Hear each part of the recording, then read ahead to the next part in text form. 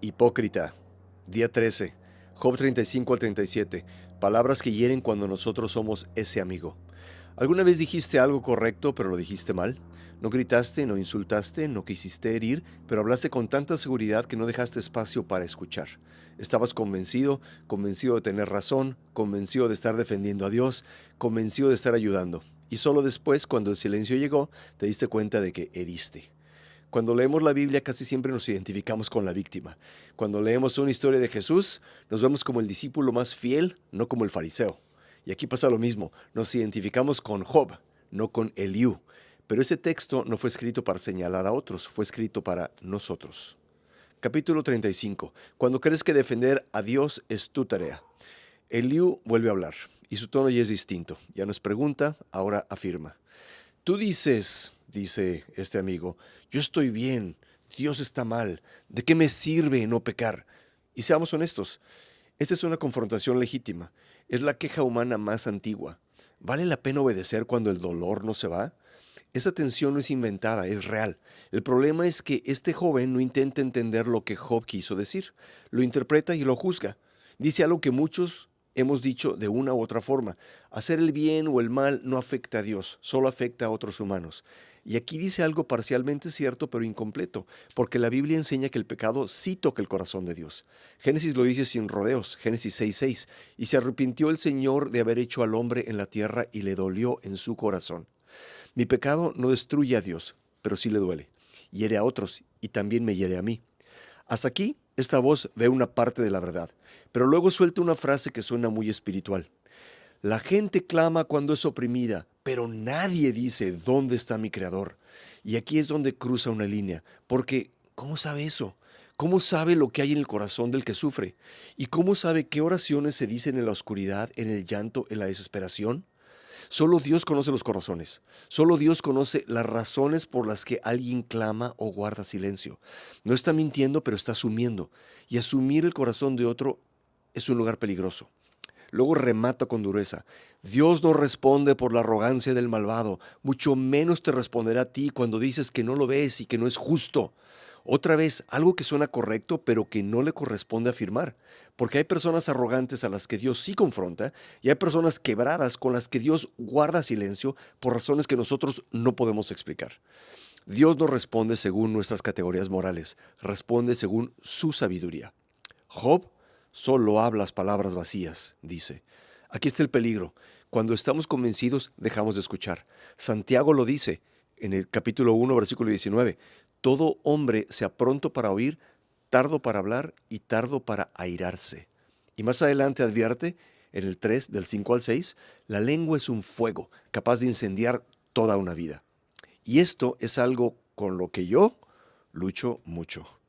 Hablar antes de escuchar, responder antes de comprender. Aquí no se está defendiendo a Dios, se está defendiendo una interpretación.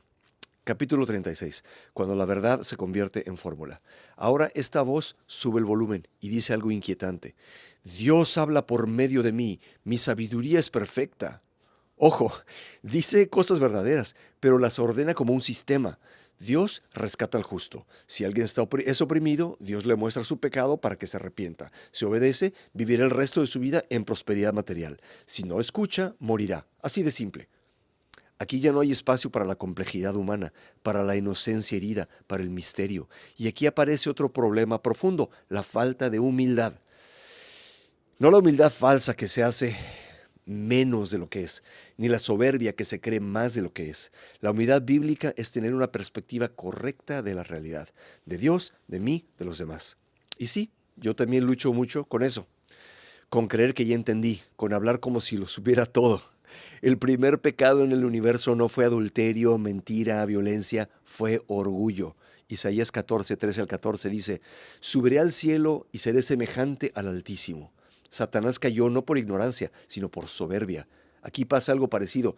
Job le dice, Dios te está llamando para rescatarte. ¿Tu riqueza no te salvó? Ya lo viste. Deja de hacer el mal. Vuelve a Dios. Y termina con una orden correcta, dicha sin compasión. Dios es grande, Dios es justo, alábalo. Aquí no hay mentira, pero sí hay algo peligroso, reducir a Dios a una fórmula moral. A finales del siglo XIX, durante la Revolución Industrial, muchos pastores y líderes cristianos en Inglaterra explicaban la pobreza extrema de los obreros y de los niños que trabajaban en fábricas como un problema espiritual individual. Decían que la miseria existía porque esas personas eran perezosas, faltas de disciplina o porque Dios las estaba castigando. Usaban textos bíblicos verdaderos, hablaban de responsabilidad, hablaban de obediencia, pero ignoraban el sistema injusto, las jornadas de 14 horas, los salarios de hambre, la explotación infantil. No mentían, pero tampoco escuchaban. Su teología era correcta, su mirada era incompleta. Creían que explicar el dolor era lo mismo que cargarlo. Y así, sin mala intención, usaron la verdad para mantenerse a distancia del sufrimiento. Capítulo 37. Verdad que solo Dios puede decir. Esta voz hablando, sigue hablando, y ahora eleva el discurso. Habla de la majestad de Dios, del trueno, del relámpago, del poder que sobrecoge.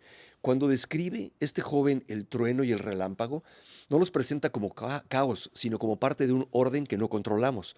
Hoy la ciencia ha confirmado algo que antes solo podía observar con asombro. La electricidad atmosférica no es solo espectáculo. Los relámpagos cumplen una función real. La energía del rayo rompe las moléculas de nitrógeno en la atmósfera y las convierte en compuestos que el suelo puede absorber. Gracias a eso la tierra se vuelve fértil, las plantas crecen, la vida continúa. Lo que parece destrucción en realidad sostiene la creación. No entendía química, no conocía electrones, pero vio algo verdadero. El poder que asusta también sostiene el mundo. Y la ciencia lo explicó siglos después, pero la Biblia lo observó primero. Y aquí está lo más inquietante. Todo lo que dice este joven es verdad, muy parecido a lo que Dios mismo dirá después. Pero hay una diferencia enorme. Habla como si esa voz le perteneciera, con certeza total, sin temor, sin silencio. Lo que en boca de Dios es revelación, en boca del amigo se vuelve dureza. No porque sea falso, sino porque no le corresponde. Hay verdades que solo Dios puede decir sin herir. Cuando leemos los evangelios casi siempre apuntamos a los fariseos, los criticamos, los juzgamos, los distanciamos, pero el texto no fue escrito para que los señalemos, fue escrito para que nos reconozcamos, porque todos hemos sido hipócritas en algún momento, todos. Todos hemos señalado el error del otro, ignorando el nuestro. Dios lo dijo con una imagen imposible de olvidar en Mateo 7. ¿Por qué miras la astilla en el ojo de tu hermano y no ves la viga en el tuyo? Saca primero la viga de tu ojo y entonces verás bien para sacar la astilla del ojo de tu hermano. Jesús no dijo que no juzguemos, dijo que juzguemos correctamente. Primero con humildad, primero con honestidad, primero mirándonos a nosotros mismos. Eliú, el amigo, no es malo. Eliú somos nosotros cuando confundimos convicción con sabiduría. Aplicación de todo esto. Este capítulo nos deja una pregunta incómoda. Cuando hablas de Dios, ¿estás acompañando o imponiendo? ¿Estás escuchando o cerrando la conversación? ¿Estás señalando pecado o evitando sentarte en el dolor del otro? Porque si el pecado hiere el corazón de Dios, también debería dolernos a nosotros. No para condenar, sino para acompañar. No para explicar rápido, sino para quedarnos. A veces la fe no necesita más respuestas, necesita más humildad. Vamos a orar. Dios, si el pecado te duele, enséñame a no tratarlo con ligereza. Líbrame de usar tu verdad, la verdad, para sentirme superior. Enséñame a escuchar antes de hablar, a tener una mirada correcta de ti, de mí y de los demás. Y cuando tenga razón, recuérdame que eso no me da permiso para herir a otros. Amén. Y dime, ¿alguna vez dijiste algo correcto pero lo dijiste mal? Déjalo en los comentarios. Recuerda, la respuesta a qué pasa después de morir empieza aquí, leyendo la Biblia y conociendo a Dios.